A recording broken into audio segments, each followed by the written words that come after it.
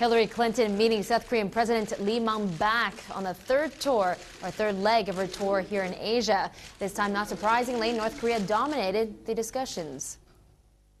If North Korea is genuinely prepared to completely and verifiably eliminate their nuclear weapons program, the Obama administration will be willing to normalize bilateral relations, replace the peninsula's long-standing armistice agreement with a permanent peace treaty. Not everyone in Korea welcomes a closer relationship with the U.S. These protesters say that'll just push the North further away. Of course, Clinton's final stop is arguably her most difficult in China. And to talk about that and what she's accomplished so far, we are joined by Simon Tay, Schwartz Fellow at the Asia Society and Chairman of the Singapore Institute of International Affairs. And rejoining us from Beijing, we have our correspondent Stephen Engel. And Simon, I'm going to start off first. Let's revisit that Korea tour that she did. What did you think of North Korea's provocative statements during Clinton's visit, threatening that they were ready for an all-out assault on its southern neighbor?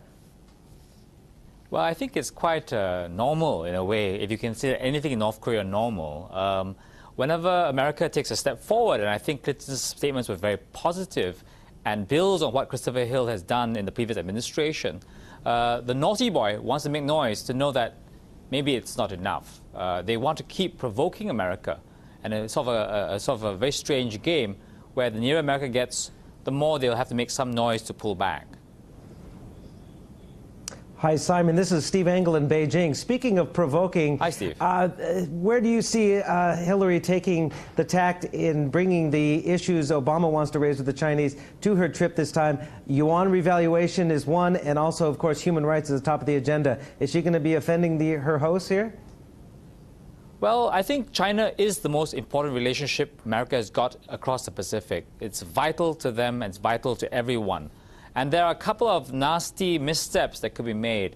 I think the currency issue after the Tim Geithner confirmation statement would be one of the trickiest things to do. I think the downturn in China has to be understood by America. The Chinese have their own domestic audience, their own domestic concerns. And if I was her advisor, I'd tell Clinton, please don't go there too hard and too fast. Human rights, I think, are similar. I think the America-China relationship needs to go beyond these hot spots, whether it's Tibet or currency, and really start off something more positive. I mean, tradition is every president starts getting China wrong and spends the next 6 years or so trying to get it right.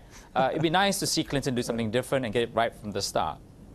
So, Simon, you say that Hillary should start off with a softer topic like climate change, for instance, but is she going to make any headway on that regard as well? Well, climate change isn't that soft, Susan. I think that, however, it is an area where both sides have good reason to move positively. China actually, in the last 2 years, has actually made some slightly more positive noises about climate change. And in this area, the Asia Society report shows there clearly are areas of low-hanging fruit. Energy efficiency, alternative energy, sharing of technology and investment. There's a lot that these two largest emitters in the world can do together for the good of their own economies, their own countries, but also for this very vital issue, which Obama has identified early on the campaign trail as a vital issue for America.